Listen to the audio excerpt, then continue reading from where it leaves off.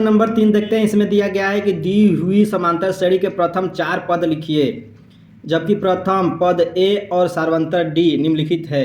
यहाँ देखिए ए और डी का वैल्यू दे दिया है, ए का वैल्यू 10, डी का वैल्यू 10, ये सब दे दिया है। इसको हम लोग क्या करेंगे, हल करेंगे।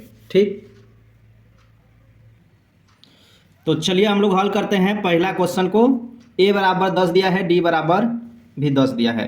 ठीक, अब हमें क्या ज्ञात करना है, समांतर श्रेणी ज्ञात करना है, वो भी 4 पद। तो इसके लिए हम लोग क्या करेंगे, एक लिखेंगे ए प्लस डी, ए प्लस 2d, ए प्लस 3d। ये समांतर पद ज्ञात करने के लिए ये क्या है, आपका श्रेणी है। ठीक, अगला पद ज्ञात करेंगे तो ए प्लस 4d लिख देंगे, ए प्लस 4d। लेकिन हमको केवल 4 पद ही ज्ञात करना है, तो इसमें हम लोग क्या करेंगे कि वैल्यू पुटअप करेंगे। ठीक, तो देखिए ए का वैल्यू कितना दिया है, ए का वैल्यू दिया है 10, तो ये हो जाएगा 10। यहाँ हो जाएगा 10 प्लस 10, डी का वैल्यू दिया है 10। यहाँ हो जाएगा 10 प्लस 2 इंटू 10 कामा ए प्लस नहीं 10 हो जाएगा, ए का वैल्यू 10 प्लस 3 इंटू 10।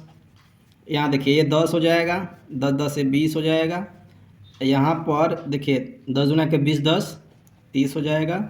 यह 10 10 30 10 40। तो 4 पद लिखना है, तो 4 पद हम लोग लिख लिए। ठीक, चलिए नेक्स्ट क्वेश्चन देखते हैं।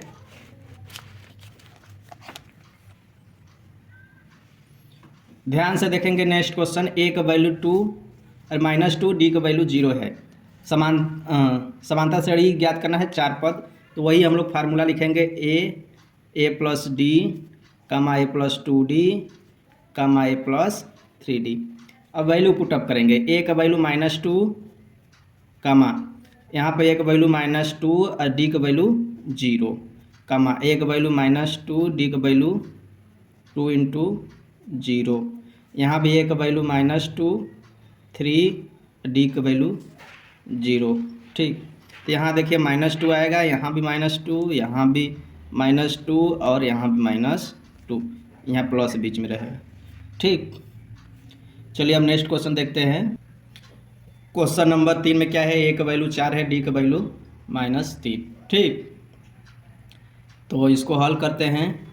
लिखेंगे ए प्लस डी, ए प्लस 2d और ए प्लस 3d, 4 ही पद ज्ञात करना है। ठीक, तो यहाँ आप लोग ध्यान देंगे, ए का वैल्यू कितना दिया है, 4 दिया है।